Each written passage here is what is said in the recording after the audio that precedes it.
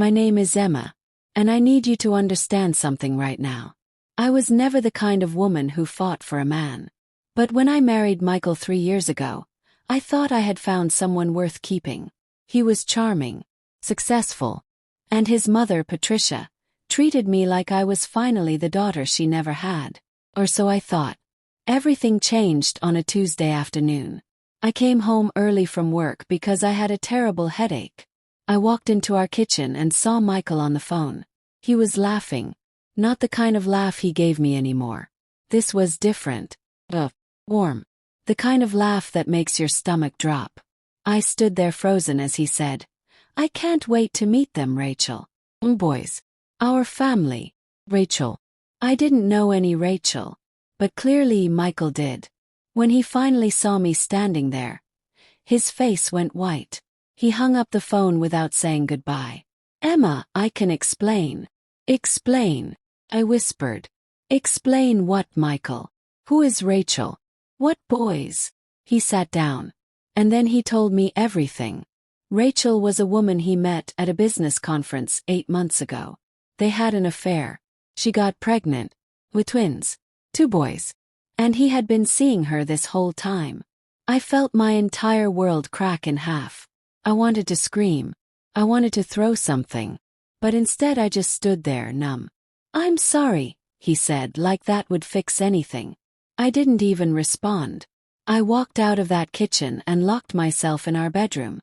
For 2 days I didn't speak to him. I didn't eat. I just sat there trying to figure out what to do next. But then, something happened that I never saw coming. Patricia showed up at our house. Michael's mother. The woman who loved me. Or so I believed. She knocked on the bedroom door and said, "Emma, sweetheart, we need to talk." I opened the door, thinking maybe she was there to support me. Maybe she would tell Michael to fix this mess. But the look on her face told me everything I needed to know. "Emma," she said calmly, "I know this is hard. But Rachel is having twin boys. Do you understand what that means?" I stared at her. "Those boys will carry the family name," she continued. "Michael needs to be there for them. And you need to let him go." I couldn't believe what I was hearing. "Let him go," I repeated. "Patricia, he cheated on me. He destroyed our marriage." She nodded like she already knew that. "Yes, and that's unfortunate. But Emma, you don't have children. Rachel does. And family comes first." Those words hit me like a truck. "So what are you saying?" I asked, my voice shaking. She reached into her purse and pulled out an envelope. She handed it to me. "This is $700,000, she said. "It's more than enough to start over. Take it. Leave quietly. Don't make this complicated." I looked down at the check. $700,000. For my silence. For my disappearance. "You have 24 hours, Patricia said. "After that, things will get messy. And trust me, Emma, you don't want that." She left the room like she had just done me a favor. I sat there holding that check, my hands shaking. And then something inside me clicked. If they wanted me gone, I would disappear. But not the way they expected. I called my best friend, Sarah, and told her everything. "Take the money," she said immediately. "Take it and run. Build a life they can't touch." So that's exactly what I did. Packed 2 suitcases. I cashed the check that same afternoon. And I booked a one-way flight to Paris. I didn't say goodbye to Michael. I didn't leave a note. I just vanished. By the time they realized I was gone, I was already 30,000 feet in the air, drinking champagne and watching the clouds.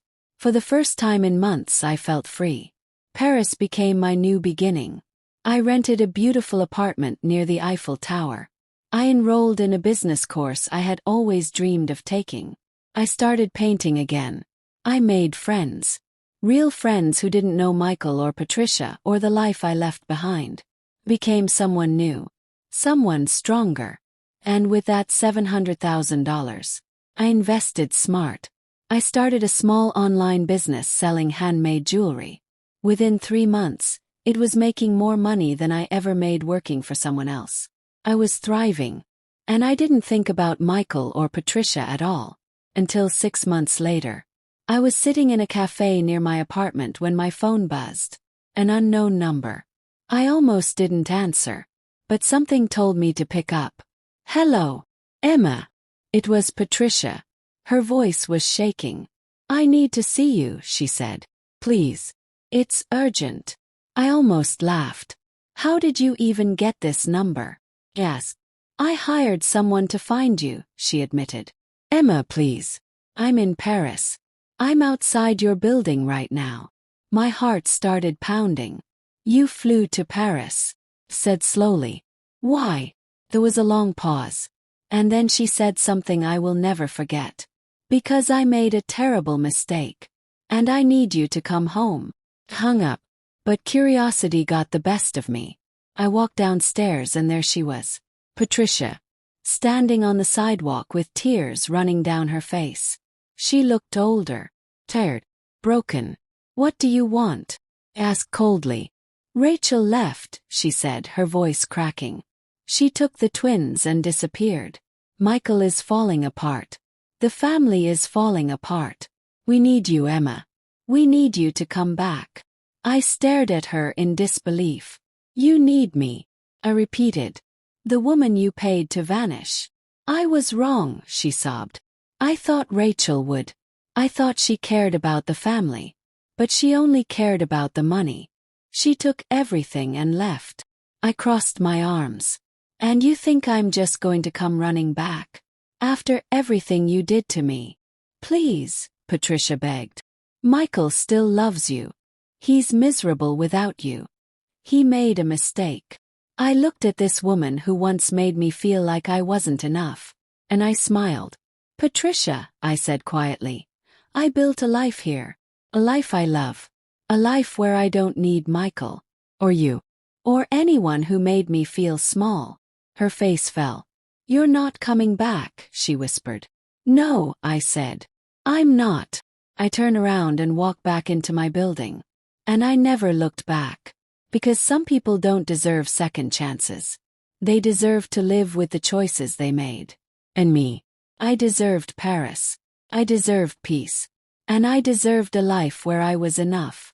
All by myself. Sister Sephora.